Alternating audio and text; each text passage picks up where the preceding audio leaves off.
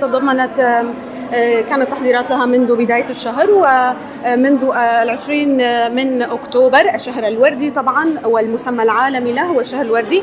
منذ 20 وحتى اليوم 25 كانت هناك فعاليات كثيرة ونشاطات كثيرة، منها توزيع البروشورات التوعوية، توزيع الكمامات على المارة، وطبعا العنصر الرجال اللي أيضا شارك بهذه الحملة، الأطباء في مشفى العين والقلب وجميع الكادر النسائي في مشفى العين والقلب وهيئة الصحة والهلال الأحمر الكردي.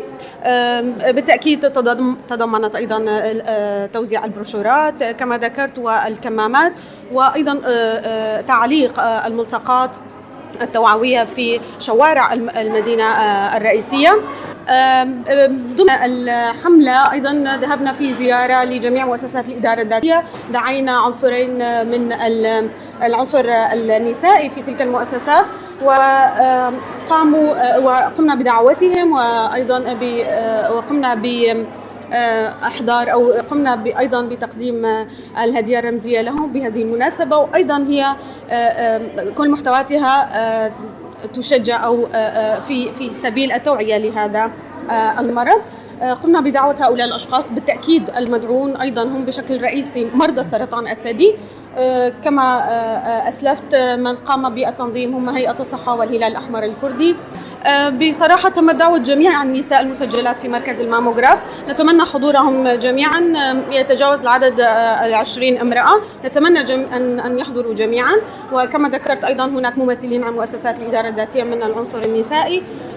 نحن مستمرون في نشر التوعية من خلال والإشارة إلى وجود مركز الماموغراف الذي يكون فيه الكشف مجاني، كما نعلم أن الكشف مكلف بشكل عام في المراكز الأخرى الخاصة. الدعم مستمر، رفع التوعية مستمر من خلال أيضا مكتبنا الإعلامي والمنشورات التي تنزل كل يوم أو موجودة كل يوم على صفحة الهلال الأحمر الكردي وصفحة هيئة الصحة.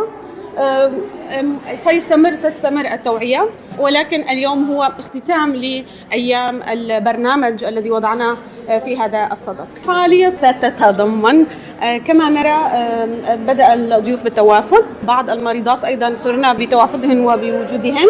سيتضمن البرنامج طبعا هي ندوة وحفل بسيط لندعم هؤلاء المرضى نفسيا. في البداية سيكون هناك كلمة وترحيب بهؤلاء الضيوف، وأيضا سيكون هناك فيديو تعريفي سينفيزيون عن المركز، عن الخدمات، وأيضا هو فيديو توعوي بالدرجة الأولى.